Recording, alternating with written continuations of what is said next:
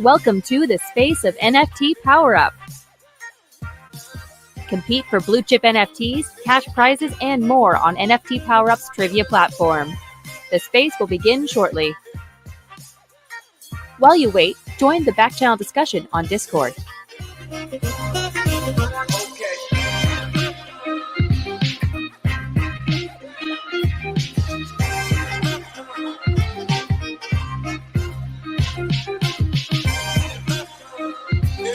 Join us every Thursday at 9:30 a.m. Eastern Time for commentary on the latest Web3 news and to win big with NFT PowerUp's trivia gaming platform, nftpowerup.io.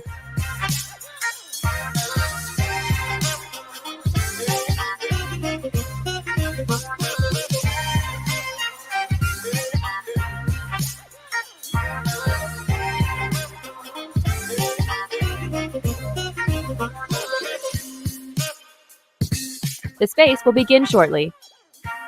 Please repost the space now to bring in more of our AI and Web3 friends.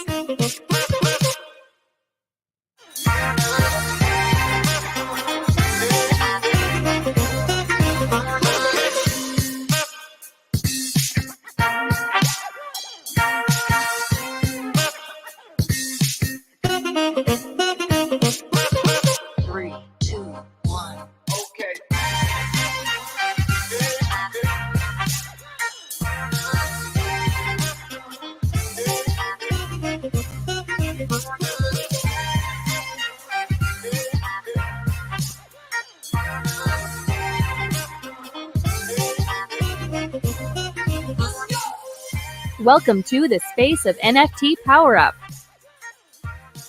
Compete for blue chip NFTs, cash prizes, and more on NFT PowerUp's trivia platform. The space will begin shortly.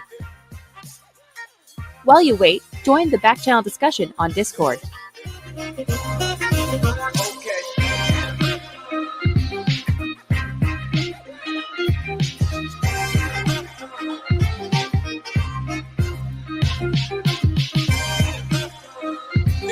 Join us every Thursday at 9:30 a.m. Eastern Time for commentary on the latest Web3 news and to win big with NFT PowerUp's trivia gaming platform, nftpowerup.io.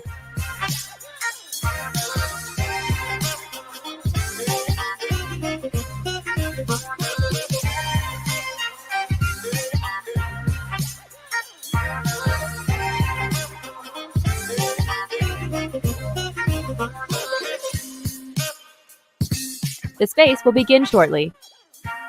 Please repost the space now to bring in more of our AI and Web3 friends.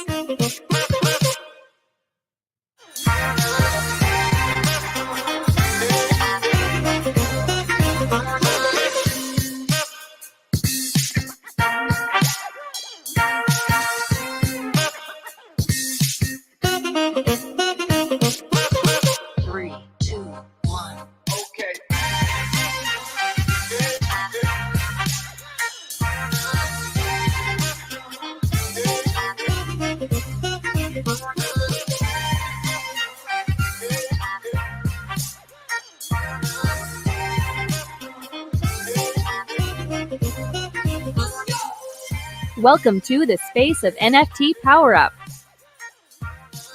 Compete for blue chip NFTs, cash prizes, and more on NFT PowerUp's trivia platform. The space will begin shortly.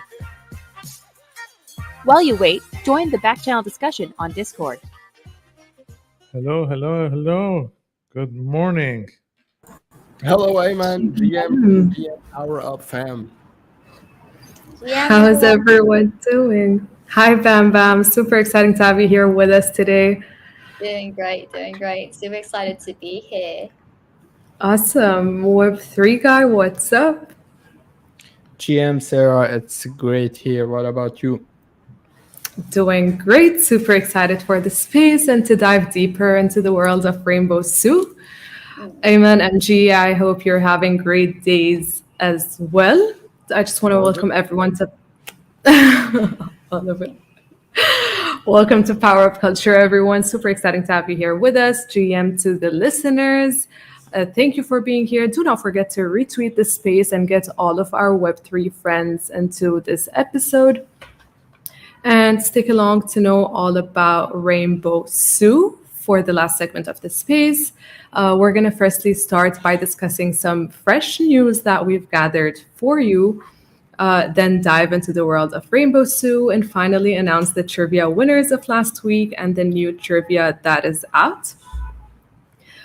So kicking this episode off, Web3 guy, what can you tell us about the AI-powered Samsung Galaxy? Before we dive in, Sarah, I just want to congratulate Max Liquidity for being the first person on our loyalty leaderboard. So congrats, Max. I think he's Let's go, Max. he's not, he's not with us. Oh yeah, he is with us. So congrats, Max. And Congrats, for Max. everyone else, if you wanna join in on the fun, yep, congrats. Love the If you sound want to effect. have some fun and so on, all you have to do is go to nftpowerup.io/loyalty and have fun while earning at the same time. So, MG, the mic is yours. Yeah, Sarah, I'll answer your question about Samsung. So they just released, or they just announced basically new phones. They do this every year. They do the Galaxy S phones. Now they're at S24. That's a lot of S's, but it's basically the same phone as last year and the years before. However, the main focus of this year's phone is the introduction of AI. So it's not much hardware as the software, because basically it's the same phone. You can't basically, if you get the two phones, you can barely separate the two. However, the focus is on the AI features on the inside. So we know that AI is a hot topic right now. There's no hiding that. So Samsung is leaning in, and what they've done is that they've added a couple of features. Some of them maybe you've heard of, and some of them at least it was new to me. So let's walk through them. So basically, they introduced something new. It's basically foreign language translation live. So Ayman, let's say I'm calling you and you're speaking a different language. I can download on my phone a package that can automatically translate my language. Let's say I'm speaking in Chinese and you're speaking in English. So it automatically translates my Chinese into English, and your output is just English. So that happens live on the phone while we're on the phone call. So I thought that was pretty cool. Something else that they introduced, which is an AI feature, is that you've probably seen it, and Sarah, I saw you mention this. That you've used Google for this. Is that the circle feature? So wherever you were on the phone, you can just circle any object, any item on the phone, and then basically image search it. So we know that this feature has been out for a while. Google Lens. It's an instant search and gives you results on the spot. But basically, they now introduced it as a new feature on their phone. And finally, they've done something cool with images and basically videos. So they've introduced, obviously, AI there, because why not? So what they've done is, on the image level, they've introduced AI in a sense that now you can turn basically your phone app or your Photos app into an image editor. So you can select an object, you can move it around, it blurs the backgrounds, it does all these fancy things. That's for the images. And for the videos, they've introduced a feature where you can slow down an already existing video by automatically adding new frames onto the existing images. So I think these are pretty cool features. Not, at least for me, they're not worthy of, wow, let me buy this phone for these features. I mean, the phone is a flagship phone. It has, the display is awesome, the camera is awesome, and so on. But they've added these features for maybe someone looking for an upgrade, that this is just a bonus. Do you guys think that this is worth leaving? Web3 guy, I noticed a few months, maybe just last week or 2 weeks ago, you moved from a Samsung to an iPhone. Would this phone take you back to the Samsung? No, MG, no. I can confidently say I'm now comfortable with Apple products. And Awesome. like the S24, there were some rumors that you can make Bixby, which is the Samsung's version of Siri, clone your voice. So no, I don't imagine myself asking Bixby a question and the answer is the same voice as mine. So that's no. And the second, I saw too that they were gonna have a titanium frame, which is basically the same as the iPhone 15. So I'm sticking with Apple. That's okay for now. Yeah, it's nice to see you've changed, Web3 guy. It's a fresh look. Yeah, But yeah, it's good to change. Maybe 10 years later, I'll go back to Android or something. no, but to your point, they did add the titanium rail just like Apple did, and they basically squared off the edges just like Apple did. And as a profile image, like from the axe of the phone, you think it's an iPhone, but then switch around, you have this dot for the camera cutout and so on. But yeah, what do you think, Ayman? The feature that stood out for me from their announcement was circle to search. Did you have the chance to look at that? Let me share a video of that. Give me a second.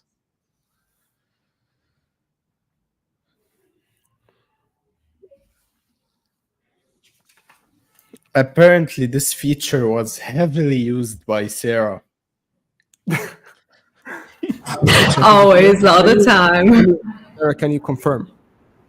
I can absolutely confirm it has been very helpful. Well, actually, Google Lens, though. Yeah, go ahead, Sarah.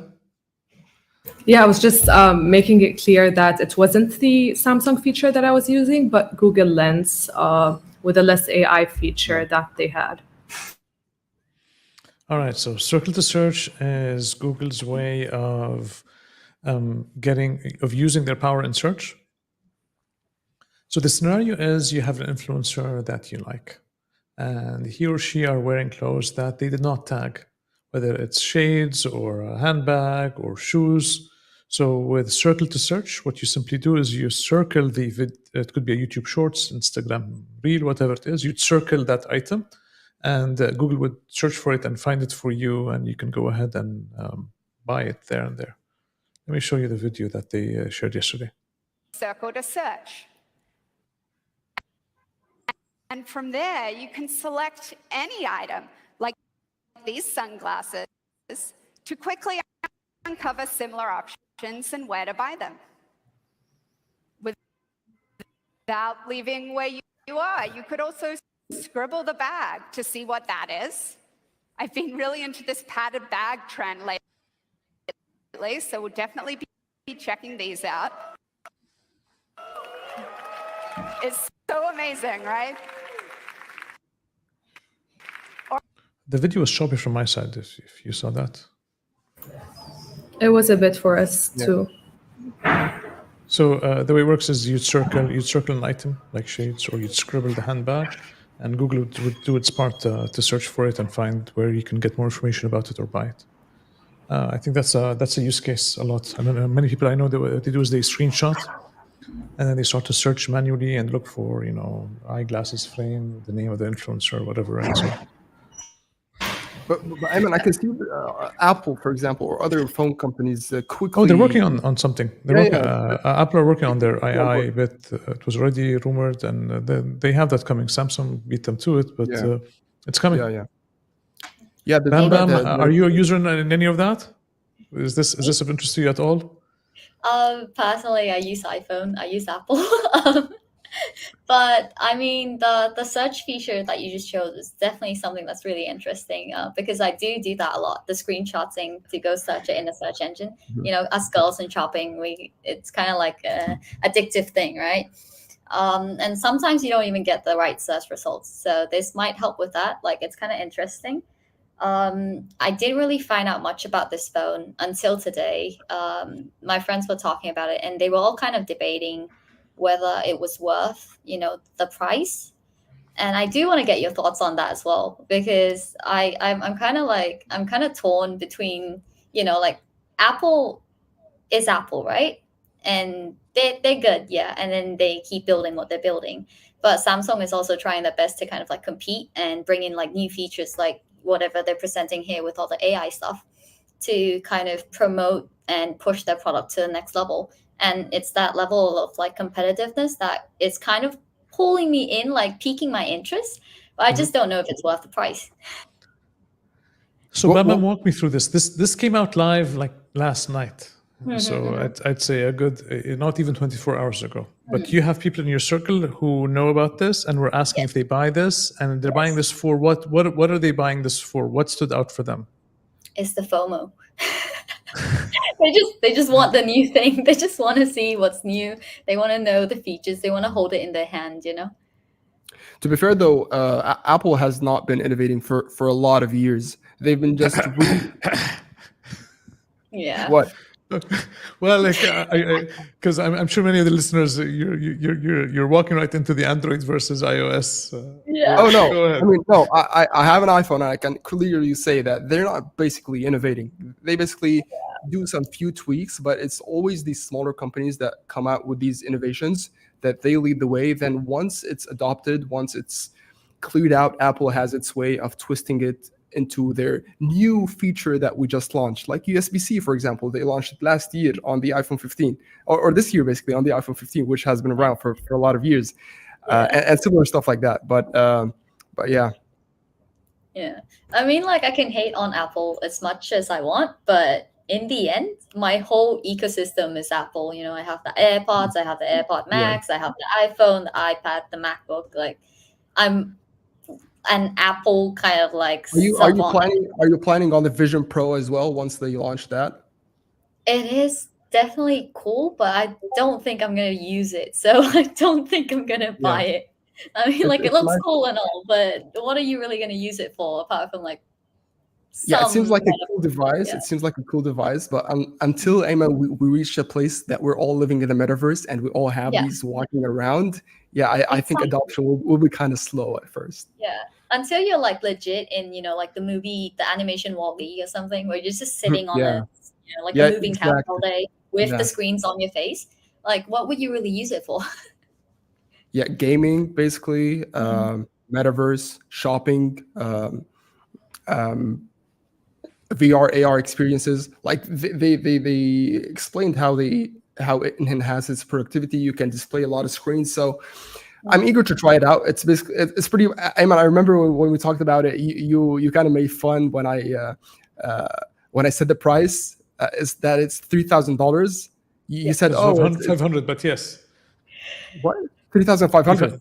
Yes. Oh yeah. Excuse me. Yeah, but basically, my point is, I'm eager to try it out, but it's basically way out of my budget. 3,500 just to try it out. I think I'll pass on that for now.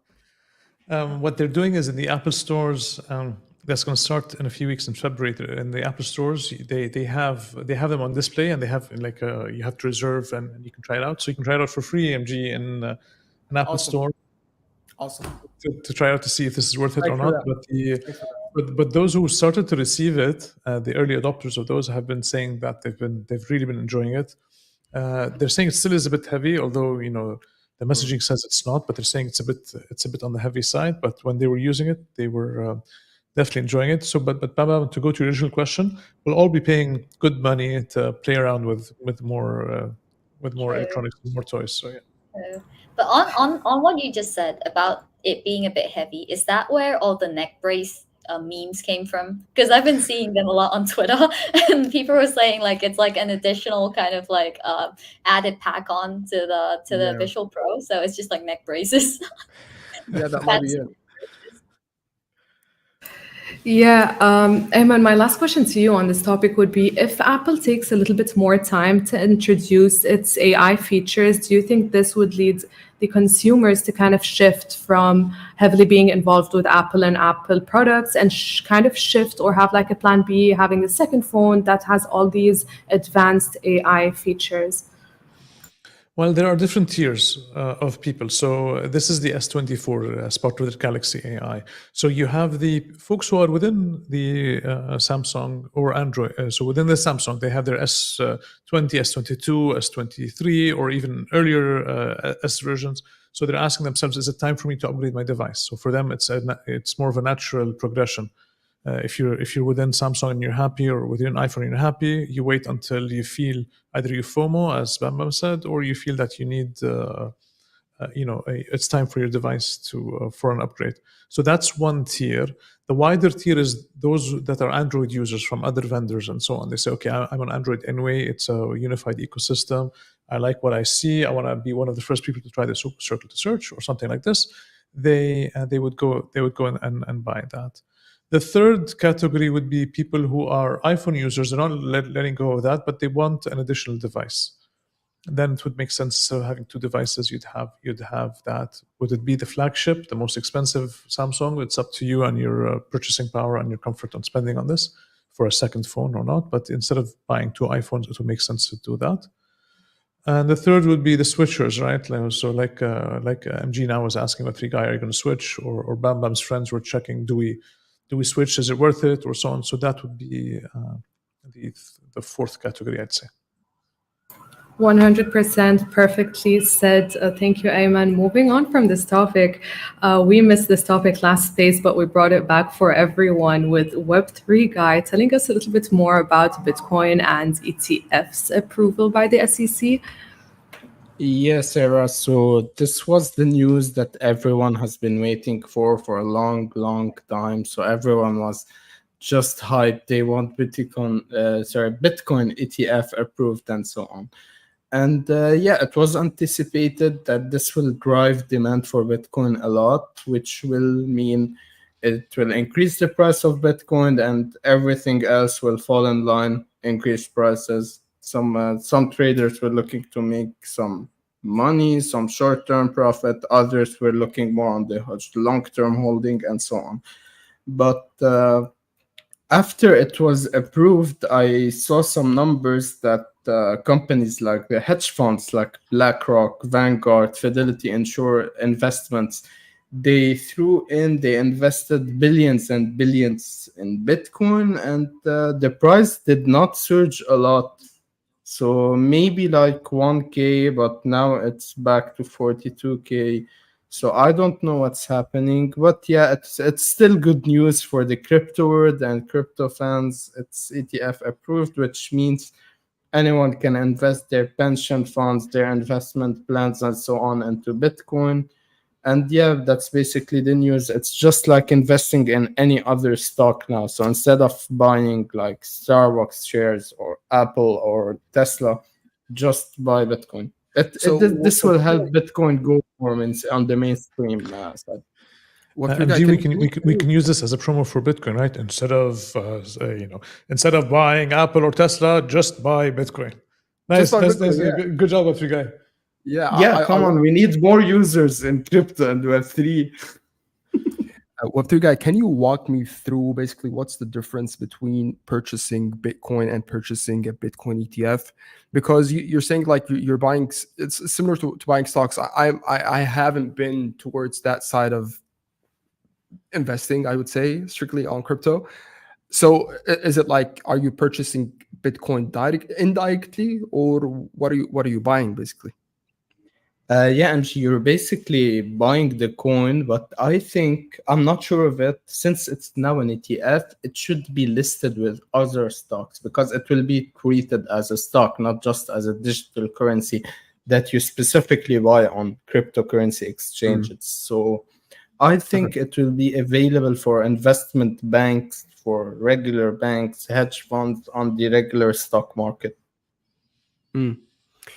Yeah, I mean, I'm not sure about the whole ETF thing, but I feel like once, at least the market, how it feels, once this approval came, it's like, okay, the SEC in the United States gave a green light for Bitcoin. Go basically invest in Bitcoin. Bitcoin can be a legal tender maybe down the line and so on. I'm not sure about the ETF stuff. Bam Bam, are you a bit experienced with this ETF bonanza? It's gonna be completely honest, not really. All I know is it's supposed to pump my bags, but the question I'm waiting. Yeah. You know what happened? I know, It's been right? 2 The weeks. question I It's been do 2 have weeks, on and this- they're just the same. It's been 2 weeks. Yeah. Well, my only question with the whole Bitcoin ETF thing is, why did it pump ETH instead? Like, why did ETH go way up and Bitcoin kind of just, like chill? Yeah, I'm Did not it sure. have You guys kind of have like any money in the market circulates. So we saw for the last month and so it was in Solana, and Solana pumped like crazy, and now money's moving elsewhere. And with every time with some good news in the market, a lot of new investors, maybe people who were sleeping on investing, jump into the market. And to be honest, Ethereum seems like a safe bet. Once you're scrolling in the coin market cap, you see Bitcoin. Okay, Bitcoin's expensive. I don't have $42,000. That's what the retail investor thinks. I don't have $42,000, but I have the price of Ethereum, maybe $2,500, and that's what ends up happening. Maybe buying some Ethereum, buying some Solana, and so on. Yeah, because I guess people do feel better when they kind of like have the whole coin, right? Yeah, When like, yeah. I have one like Solana. I have one Bitcoin. Yeah. And for ETH, Baba, it could be that when people looked at how Bitcoin is now somewhat recognized from by financial institutions, next in line from digital currencies, Ethereum is high up there to be next in line. So many people could be just buying and holding, so that in X amount of years, we'll have our own version of the Bitcoin ETF with Ethereum, and then that amount of money will become multiple X's. So that could be also a reason why. Man, Ethereum's a monster in the market. Yeah, Ethereum's a monster in the market. If you think about all the dApps that are built on Ethereum, all the even a lot of projects use Ethereum for their tokens. They use ERC20 tokens. So a lot of money in the market is actually locked in the Ethereum ecosystem. Now Solana is trying to take away from that market share, and it's doing quite so because they have faster transactions and so on. But Solana has been having some tough reputation lately with the outages. Maybe they've been going stable for a while, but don't sleep on Ethereum. Ethereum is a beast, and they have a lot of things. At least what they showcased for 2024, they're working on a lot of cool things. Hopefully, that will boost adoption for Ethereum and for the whole ecosystem. Yeah. Don't sleep on Ethereum. Ethereum is a beast. We have some hold one-liners today. It is. Don't sleep on Ethereum. It's a beast. You see a lot of different chains kind of trying to compete, or at least trying to steal some of that market cap, and no one really can, right? Like they all they manage to grow, they manage to kind of develop, but in the end, it's still like ETH on top always. Yeah, a lot of layer 2 blockchains on ETH as well. Sarah, you take. Sorry, say that again. Take it away, Sarah. I just wanted to squeeze that. Yeah. Awesome. Thank you, MG. Ayman, how do you think the approval of the Bitcoin ETFs will influence the broader cryptocurrency behavior or investor behavior and the market? And do you feel like it will cause more institutional involvement in the space? It depends on how long you've been working in a corporate life and how old you are. But a lot of corporations, what they do is they have saving plans for their employees. They say, if you save $150 a month, we might match it, or we'll help you invest it somewhere else. So they have like types of saving plans. Sometimes your bank tries to sell you that. For example, your teachers back in college, they work for 30, 40 years. The college tends to move part of their salary for long-term savings for the retirement. So there's a lot of money being invested in that. So in my case, once it was one of the companies I was working for, they had that investment. And I remember sitting with a financial advisor. She was sitting with me and she was saying, okay, man, so that money, do you want to invest it in the Asian markets or this market? I had no idea, right? I was like, okay, what do you mean? She's like, okay, so since you don't know about this, do you want to be conservative or not? So she gave me 3 levels, like of risky, conservative, super conservative. And all I had to do was choose, and then I shared it, and then I signed a document, and then they did something with the money and they invested it somewhere in the Asian market. So somebody sat on a computer and bought and sold a bunch of things. Now with Bitcoin ETFs, that means Bitcoin is part of those things that they buy and sell. These savings plans, banks, funds. So these funds that MG was mentioning about, when they say that they invested this much money, it's the money of the retirement of college professors, corporations that are investing, or so on. Before now, they wouldn't have ever touched Bitcoin because it's too risky and it's not available for them anyway in those interfaces to buy and trade. Now they can. That's why a lot of money comes in, and that's why the those who are already in the space who have these bags, like Bam Bam's waiting for her bags to go up, there's expectations that there's much more money flowing in the system. That's why Bitcoin goes up, ETH goes up, and NFTs go, in theory at least. Beautiful, thank you. If you guys want to discuss more about ETF, we can, but I'm really interested to know, Ayman, we know that you were at the 1 billion followers summit event in Dubai, and we didn't really get the chance to discuss it in depth last week. So I'm interested to know, first of all, what was the purpose of the event? And then secondly, your experience going to this event, knowing that you're always going to new and diverse events in Dubai and the UAE. So I like the concept of the event. So they have thousands of content creators, around 3,000, who collectively have followers of 1.6 billion followers. So they're able in one event to gather people who have a potential reach of 1.6 billion people globally, and those are different people from different types of creators, whether they're into fashion or food or education and multiple languages and so on. So they're having them in one location to have that potential reach. I thought that was an interesting approach to communication.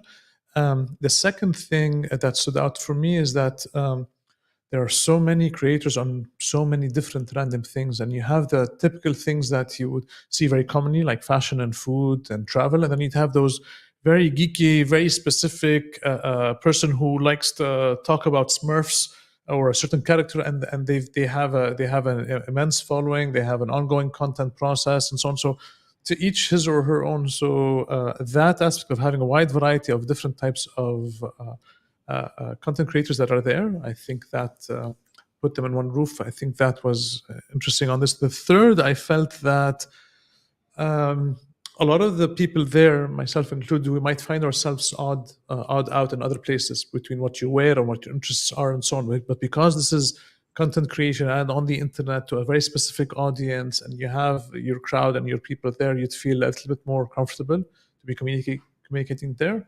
And fourth, there are many people that I don't know. I see them on stage or I see them walking around, and there are so many people wanting to follow them and take pictures of them. It's like, okay, let me check who this guy is. It's like 1.5 million followers, and I haven't seen you ever or thought about you. So that's on me, obviously. But just there's a lot more that I don't know about. Also, I heard that there was industry giants like Snapchat, Facebook, Meta, Trevor Noah. I don't know if you guys know Trevor Noah. He's a comedian. He was actually there, right, Ayman? He was a speaker in the event. Stephen Bartlett, Diary of a CEO. There were a lot of very, very good speakers that were there, and the platforms were there. So Threads had a. Obviously, they paid for that, but there's at the entrance of the event, they had a huge booth. You have to walk through their booth. It's like a tunnel that they drew at the beginning. So I think conceptually, as you go through Threads to get to the event, I think that was but so TikTok was there, YouTube was there, Snapchat was there, Threads were there. So having the platforms there were many government entities as well. All of this was very well done, very well organized. Emma, what would you say was the highlight, at least for you, in that event? It was a 2-day event, so what do you think stood out the most? I had my own agenda, right? So I have long-term plans for content, and as with my gym or my healthy eating, I go up and down. So I have, I ebb and flow. I have very good weeks and I have not so good weeks. So I know I haven't. So there were a few weeks where I wasn't very happy with my content output, and one of my agendas was to get a reboot. So I wanted to get a reboot there personally. So to spend time there to think about. So I didn't go to the office, or I was tangentially checking my email. What I was looking at the most is focusing on content. What is working? What are others doing? What should I do? It's more of existential sort of aspect there, and I wanted a bit of a boost personally, which I got. I've been able to rekindle some of the content activity that I had in mind to do. I was able to do that. So that was one main agenda item for me, MG. That it's good to hear that it gave you that boost. And I hear often from content creators, at least online. I'm not friends with a lot of content creators, but online they say that they have this block. Maybe they don't know what content to post. Does that usually happen to you, or? No, that wasn't the type of existential part. It's more of Okay. no. I'm not. I wouldn't say I was suffering from. Okay. I didn't come back with I'm back video on YouTube saying how I went through the tunnel and came out. I found myself and I'm able to re-engage with this. No, it's just a matter of there's a lot of potential. Continue to do this well. Think about a few things and do it. And one thing that MG, I've been working on a little bit more is because I've been keeping track of all of these content creators and the recommendations. It's about do a storyboard, detail this and write that, and write the content, sleep on it to the next day or so on. So I was going through the very complex part, and I over-engineered writing the content, and it became too much. Every time let's say I get an idea now, and I write it, it's like, no, wait, I have to sit, find the time to script it. I have to read it the next day. I don't end up posting it. So what I've been doing now a little bit more is when I read an article or I see a tweet or I come across something, whatever the thoughts that I have in my mind, I just post it out. It's not the best practice that the other content creators are recommending, but for me, I know that it's I'm going down to zeros. I'm going the wrong way by over engineering it, and I'm posting less. So that's why those are areas I'm working on. One thing that stood out to me from an Instagram story that you posted was you mentioning that you might be integrating some sort of multi-stimulation for the user. You see background, you see these TikToks where there's a podcast and then there's the game at the bottom of the screen. So you're just watching the game and you're hearing. Ayman, will you integrate that or some aspect of that into your content? So I saw a great content creator who was sharing his, what was working for him and so on. And he talked about multi-stimulation, dual stimulation or something like that. And his logic was there needs to be two things happening at the same time on the screen for the users to stay. So not one thing is not enough. It has to be two things. So, and he gave the example of how some content on TikTok, Bam, if you've seen this, where you have two videos running at the same time. Let's say it's Family Guy and somebody playing a game or something like that. Yeah. So he took that concept, and in every video, he wants when you're speaking, you're doing something else or so. So there's a lot happening in it. And then after that, he's a nice guy. I got to speak with him. I said, "Look, the work I do is advising and building a Web3 project and so on. So it's office work, it's meetings, it's conference rooms or so on. So what are my dual stimulants? What am I? It's already by nature dry in a sense. Yeah. Visually, it's not a restaurant, it's not food, it's not travel vlogging where I'm walking through a waterfall. I'm at the office working with others." And that's when he's like, okay, it's much more difficult, but maybe you can do. He suggested a couple of things, MG, that I'm trying. Where he suggested that instead of me talking to the camera like now, I would do something. I'd be doing something else, like packing something, tying my shoes, and talking to you about something or so on. So I'll be trying a couple of things like these, but they're just a little bit.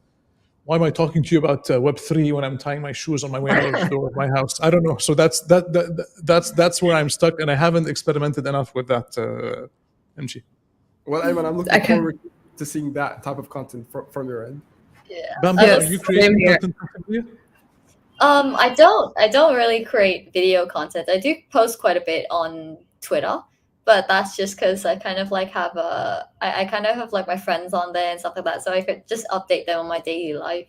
It's actually kind of a really interesting theory, though, the whole kind of like doing two things on the screen.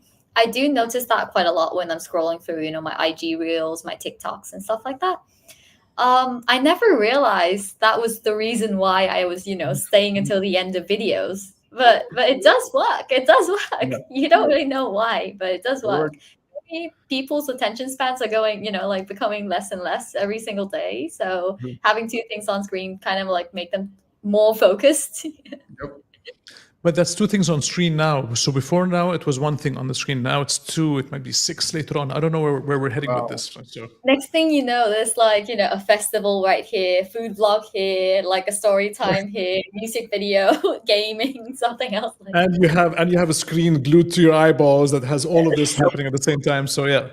Hey, you never know. That might be in, I don't know, I would say 2025.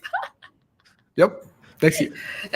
That would be us taking in so much more information than we usually do. But I'm glad, Bam Bam, you mentioned X, because as I was doing my research about the 1 Billion Followers Summit event, Ayman, I saw that the panelists there emphasized the platform's ability to amplify platform as an X, to amplify voices and ideas directly from the source. However, they also highlighted the need for careful communication to avoid misinterpretation. But my question to you is, given the concerns about these misinterpretations and state monitoring on X, what do you think users should do, especially if they're in high positions or sensitive positions, to communicate effectively without having any risks or without affecting their professional or personal opinions? So your question is about somebody who's high profile or professional or active who wants to have more of an online footprint, being more active online. How do they protect themselves from getting in trouble by saying the wrong things about their employer or offending somebody? That's the question, right? Yeah, 100%.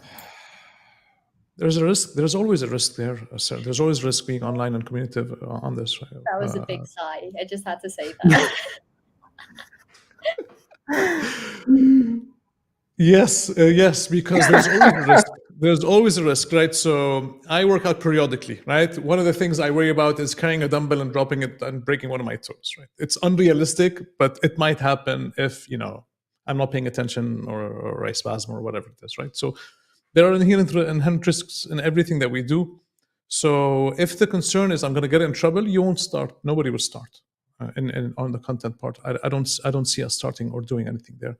But there's always a risk. There's definitely always a risk, and the way around it is to stay in things that you're comfortable with. So stay away from the usual things that get you in trouble, which is politics, religion, and sex. Those are, you will find arguments on all sides on this. But if you talk about subjects that you know or you like, whether it's art or your work, and so on, so that's your area, that's your thought on this. And if generally you're a positive person, as in, not the cynical person who's always cynical, always making fun and poking at other people or so on. So if you're talking about what you want to talk about in your aspect, if that appeals to your character, then that would help. I know some people who are cynical by nature. I sit with them 20 minutes and I've had the same sigh, bam bam, that you pointed out. I get the same version of this saying, okay, I've had enough. 20 minutes in, I was like, okay, the world cannot be that horrible. And they're complaining about their work and their friends and their relationships and the waiter and the food. It's okay, I'm done. It's just too much for me for today. Those people will have an audience online, but they're much more likely to get in trouble than somebody who's a normal person trying to navigate their day on a daily basis. True. And I do have a question on, just while we're on this topic, since we are kind of like Web3 based, like Web3 stuff. What are your thoughts on, content creators, influencers, like the people who have an audience who do give out financial advice? Is it wrong? Yeah, that was another side. I'm just wondering. I mean, is it wrong or right for them to give financial advice? Well, you missed last space when MG said this is financial advice, right? Oh, yeah. Okay, Yeah, I need to go watch the last episode. Yeah, I was talking about meme. Just a quick. I was talking about meme coins, and I was telling people not to invest in meme coins, and that is financial advice. Nice. Okay. I'll let you guys continue. Well, I just had a great session today with a friend who bought a meme coin for 0.07 ETH, and in a few days went up to 6 ETH and sold that. So I'm not sure, MG, if that's the. So at least that was my financial advice. That's his financial advice. Let him buy the meme coin. So Bam Bam, there are two sides of this. So you have the content creator who's recommending a product or a service or a financial advice, the same way they would recommend a restaurant or a hotel or a nightlife place. So it's the same place that if they're paid to do that or not, that's the aspect. I think the clearest and easiest thing is if they say that it's an ad or they're paid to be there or whatever. I think that's the clearest and easiest way to do that. And then second, there's something on the users to think twice about everything. Everything is an ad. And anyway, from I'm sure, Bam Bam, you've seen this with content creators where you like them, you like their content, but then suddenly that piece of content has a bit more product or a bit more of a location, and the style is a little bit different. The style is different because they're trying to fit it into what they want and what they're doing. So it's a little bit. People sense that. I don't think people are idiots when it comes to that. I think they can sense when somebody's trying to over promote something. Yeah, I completely understand that. I guess I have kind of the same thoughts with you, especially on the first point. I'm guessing we all here follow a lot of people on X, on Instagram or whatever. Like we're all degens here, so we're all like trying to find the next best thing and whatever. So a lot of times, I guess with all the new stuff coming out, all new projects, new tokens, like all these airdrops and stuff. The best thing, like these content creators, influencers and stuff can do, in my opinion, like completely agree with you, is, stating it if it is an ad, to kind of allow people to make that decision by themselves as well and not just follow blindly. Because when you are a big fan of someone, or you feel like, oh, this guy's, pumped my bags before. For example, like the guy who suggested you buy the meme coin and it went up to 6 ETH, right? And then you're like, okay, next time this guy buys something, I'm gonna, jump in as well. But what if the next one's an ad? What if the next one he was, like he was paid to promote or something like that? So it's always nice to kind of give the audience the chance to decide by themselves based on all the information that you, as a content creator, like are able to provide to them. And also, Bama, from the event, a lot of people that I met, they're content creators. That's what they do for a living, right? So if they wake up in the morning, they're thinking about their content and their script and so on, and then they record it, and then they relax a little bit, and then they record it again, and so that's what they do for a living. And for me, it's clear, I do something else for a living. The content creation, something I do on the side. So that also affects how they work. So I don't. Of course, they have to go after if that's their model. They have to go after sponsorship. They have to build their audience because that's their. That's their work. That's their revenue model, and what they're doing. Yeah, that's their livelihood. So I understand that trying to make money from an audience and to monetize that audience as a livelihood, because that's a lot. That's a lot of what's in the attention economy, creator economy, whatever you wanna label it. So they need to make a living. I get that. Yeah. Same Bam here. Bam. When we were talking before, you mentioned that you started your Web3 journey with cryptos. Did you invest a lot in these meme coins, or was it always safe plays and what? No, I had to ask. I was just too curious. Face for my laugh. I'm guessing you can kind of tell. I don't even remember some of the names of the coins I bought in. There was a lot of, I did also buy some of the safe coins, like got into BTC quite early, Bitcoin, of course, like all the, actual layer 1 coins that are safe, ETH, different things that kind of I've actually gotten financial advice on to invest in by people I completely trust. And those did do well, for a time while the bull market was still running and stuff like that. Things did well. Unfortunately, for me as a degen, what did I do with those profits? I decided to use them to buy gold, buy real estate. No, I bought meme coins and shit coins. Bonds. Buy bonds. I bought all those coins that were like, oh my god, it's gonna pump so hard, and then, well, yeah, it already pumped because like they were market making the hell out of it, and then now it's all dropped down, and then that's when I bought like real high and then sell right down below. Like that was kind of my motto, buy high, sell below, for a bit. Until I learned discussions with. So sorry, go ahead. I thought you. Go on. The same topic about the 6 ETH also. So that's the degen aspect. One of his discussions saying, "I'm holding on to this. If one of his NFTs hits 50 ETH, I'll sell it then." I was like, "Sell it at 30. 30 is fine. 35 is okay. Right? What do you mean 50?" Yeah.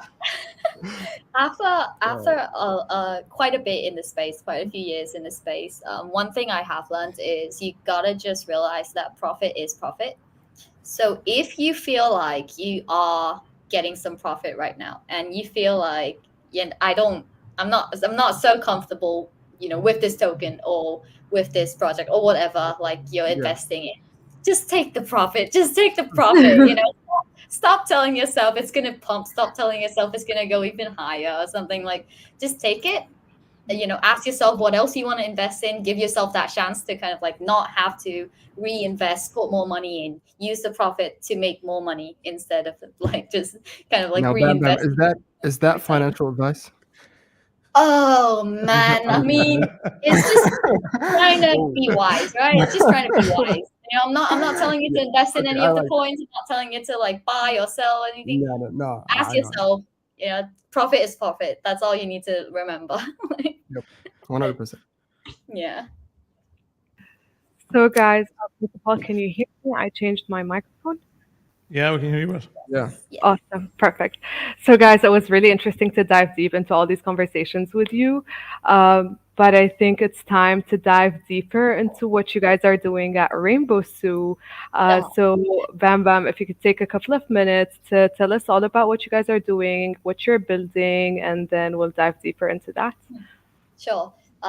Would you kind of like me to do some like start off with some introductions on what If I'm you could doing? talk more about you, a little more Rainbow Sue. Just like a little it's bit Bam on Bam, it's Rainbow Sue, and so on. So what's it? So with you, your background and your interests, and then we'll get Rainbow Sue NFT.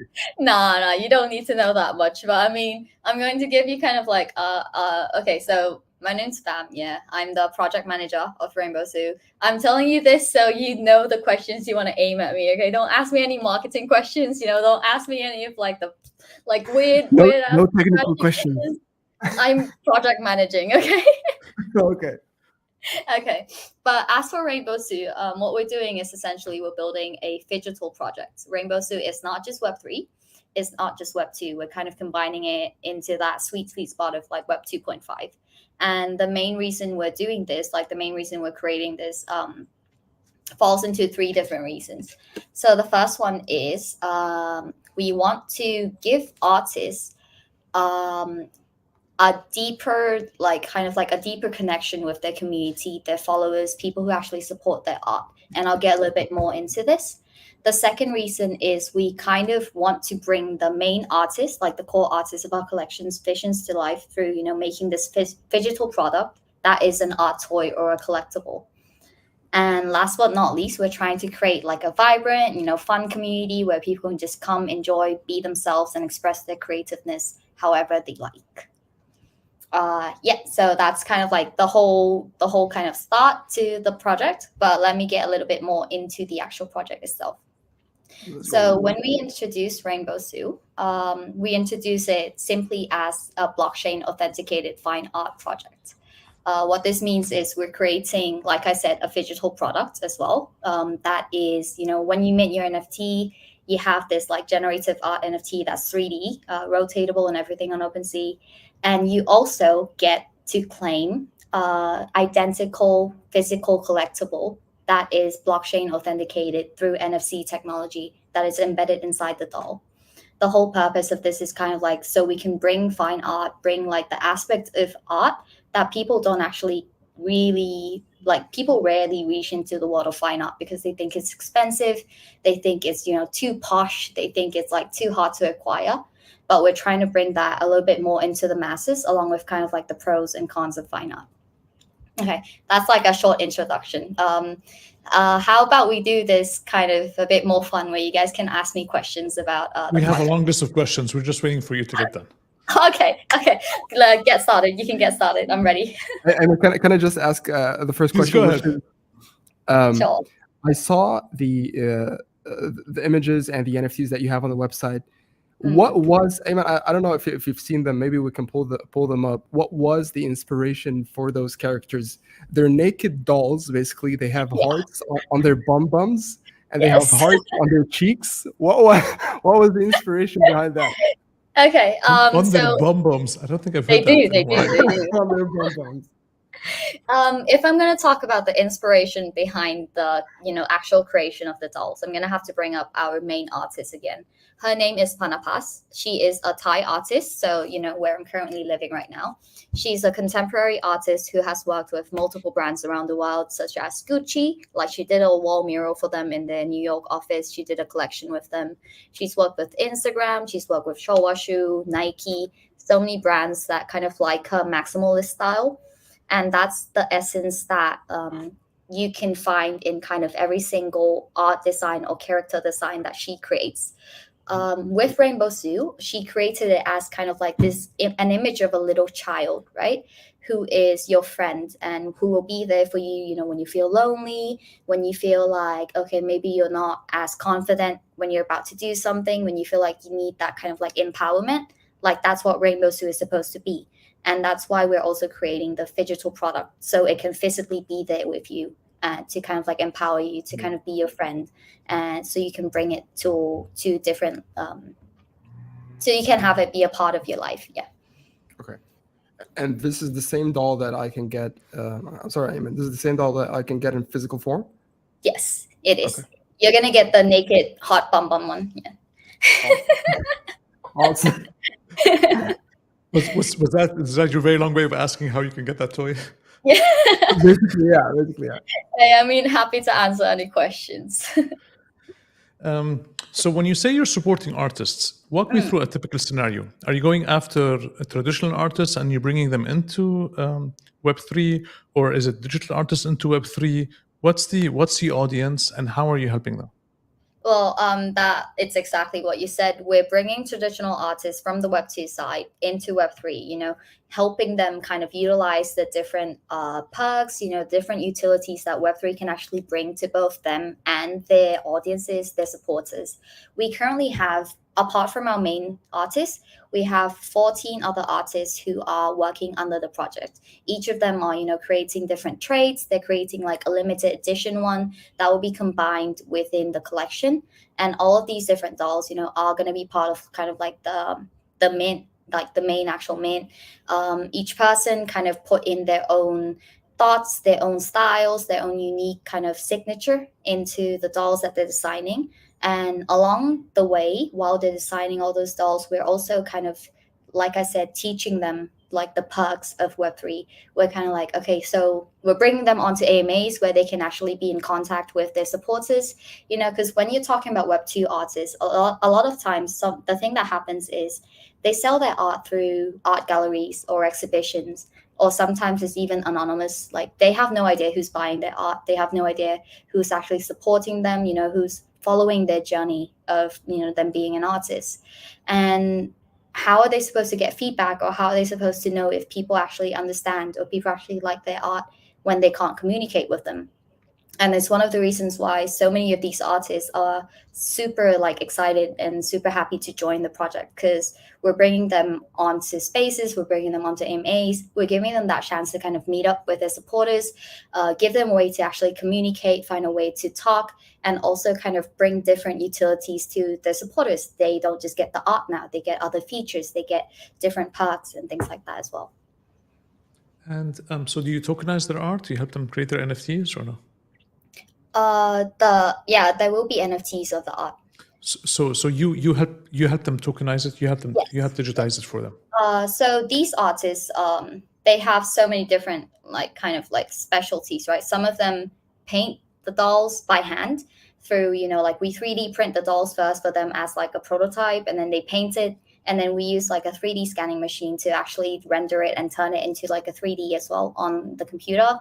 Some of them sketch it out on paper, and then we kind of like turn it like to life through the computer graphics and everything as well. Some of them are actually quite well versed in 3D, and they actually do all the rendering and stuff like that themselves, while some kind of prefer to actually mold the doll up and do everything themselves from the start, as they feel that's how they connect deeply with the art.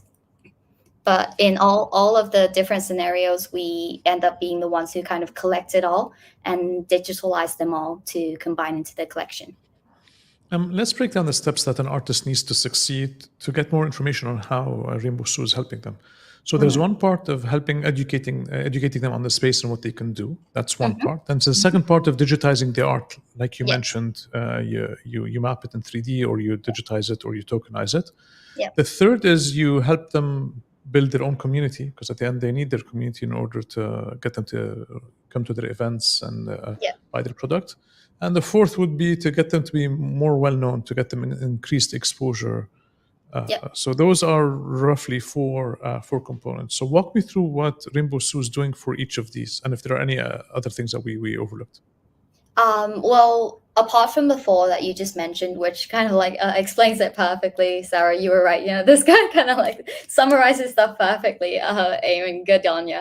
Apart from that, we're also introducing them to different brands and kind of like gaining them exposure on the Web2 side as well. Since Rainbow Sue is phygital, we're not just working on the Web3 side. We're also doing building our branding presence. We're building partnerships through the Web2 side with different brands as well. Previously, Rainbow Sue has collaborated with Uniqlo. We've collaborated with Wako, which is a lingerie brand in Thailand.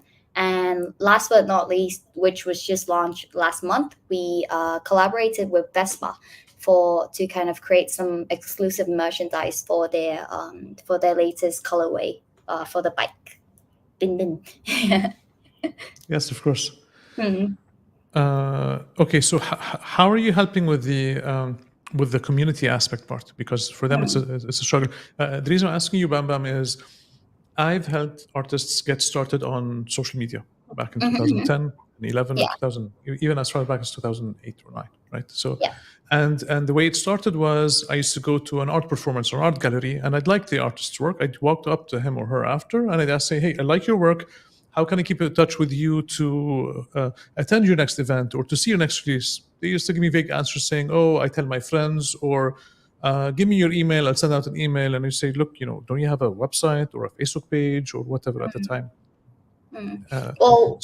And they struggle with that. And then when I was helping them with this, even then for them, it's like, no, I don't care about this. I'm the artist. I care about the art, and my art will attract the people. And I had to educate them, saying, no, you might have excellent art, but people need to know. You need to get on the internet and get the people to know where you are and who you are. You have to post. You have to update. And for them, they couldn't be bothered. They want to be inside their workshops, creating art and so on. So that's why I'm curious to see how, and that was with Web 2. Web 3 is even much more complex: blockchain and NFTs and minting and community and Discord. So it's an even tougher job. So how are you helping address that? Well, okay, I'll start off by saying I completely understand you on that, because in my past life, before I went Web3, I was an art curator. I did, exhibitions, I arranged events, organized galleries and stuff like that for these artists, right?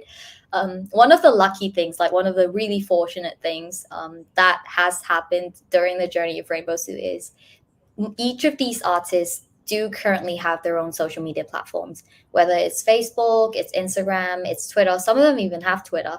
They might not be active on it, but they do already have kind of that starting point where we can work off of, right? And when we start off with them, we kind of create like a general content calendar that helps them that kind of like reminds them to post, reminds them to, work on actually showcasing your art to the community, showcasing the art to people who might be interested in, like supporting you, to who might be interested in learning more about what you're actually building here, like your presence.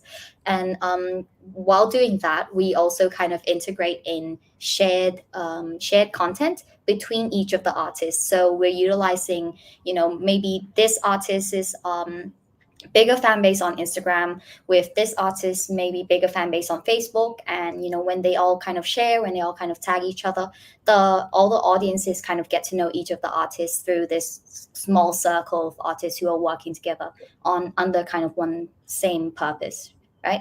And then we have also hosted events, in real life events. Since most of the artists who started off the project are in Thailand, we did a brand opening, brand awareness event in the biggest mall in Thailand, where we invited all these artists to kind of come actually get to know each other in real life first, since some of them have never met before. And we also had them try their best to kind of invite their own fans, invite their own supporters there, while we also help push content through our social media, along with kind of utilizing our lead artists' fan base to help push out all the content, to announce what which of the artists are coming to the event, what their kind of talents are, what they specialize in, what their styles are, and that alone kind of helps people become help people be introduced to each of the artists inside the project.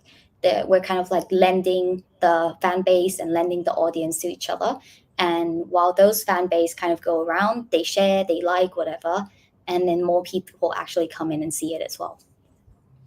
But that's a lot of work, Bam Bam. How does Rainbow monetize? Rainbow Zoo is monetized through the brand deals that we do.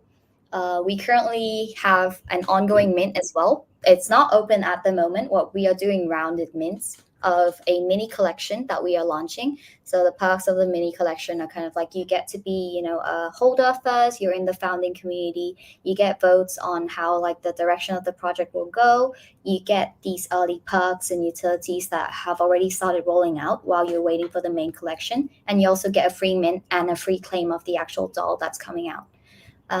So that's also helping fund us, along with kind of like the merchandising and the brand deals that we've been doing. Okay, clear. So where would you want to send users? So what are some of your last messages that you want to tell users? Where do you want them to go? What do you want them to see? Where I would want them to go is definitely, I would love for them to research our website a bit. We do have all the information, that is needed for you to kind of get to know our project, start off learning more about Rainbow Zoo through there, and then definitely jump on our Discord. We have our team ready. We have kind of our community there as well. You can come say hi to our holders. You can come say hi to our community. Our team will be there ready to help answer any of the questions you have. Thank you for being with us here today and sharing your project. This was very helpful and very interesting. It's been a pleasure. And thank you for your input on the news stories that we've been sharing. On the Pop My Bag. How's the Pudgy Thailand community? I saw on your Twitter feed that. Yeah. So tell me more about how big is it, how engaging is it, and tell me more about that, please. Yeah, it'll be a pleasure. I'll do like a small plug. So apart from Rainbow Zoo, I am kind of helping out with the Pudgy Thailand community a little bit. What we have been building so far is we've been kind of pushing these different initiatives. Since Pudgy Thailand is quite small compared to other communities, like other countries have like hundreds of holders and we may have about like 30 to 40, right? NFTs aren't that big in Thailand, BTW, in case you did not know. But we're working really hard. We're, collaborating with, instead of trying to push our luck with the community members we have, we're inviting our community members to kind of join in the different communities in Thailand as well. Like recently over Christmas, over the holidays, we did a Christmas toy drive along with Rainbow Zoo and GM Learning Club, which is another community in Thailand. So we're kind of like working together to do these initiatives. And the Christmas toy drive was amazing. It definitely gained a lot of traction for all the projects involved. And coming up next will be in April, where we're doing a Pudgy Songkran with the official Pudgy Asia team. And you guys are definitely all invited if you're interested in coming.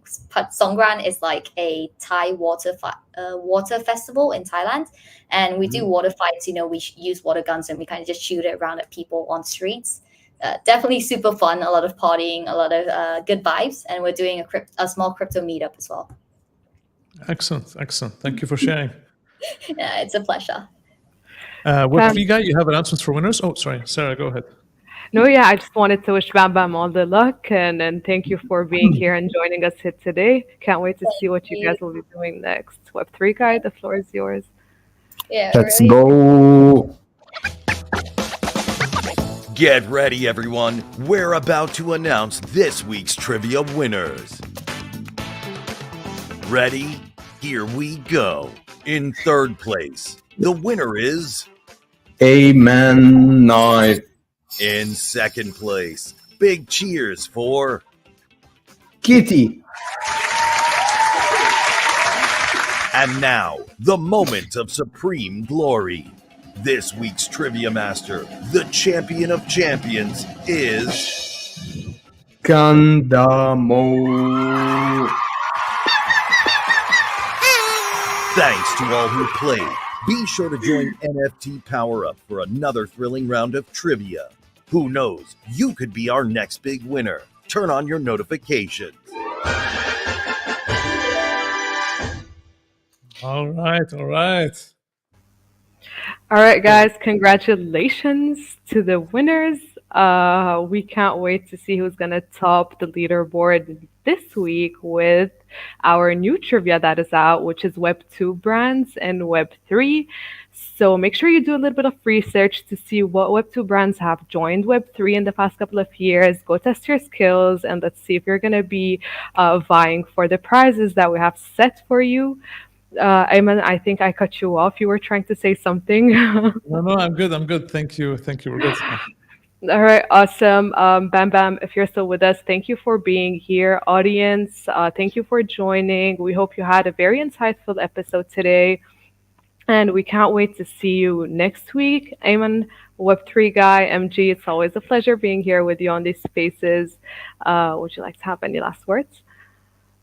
Thank you, Sarah. Let's go. See you guys next week.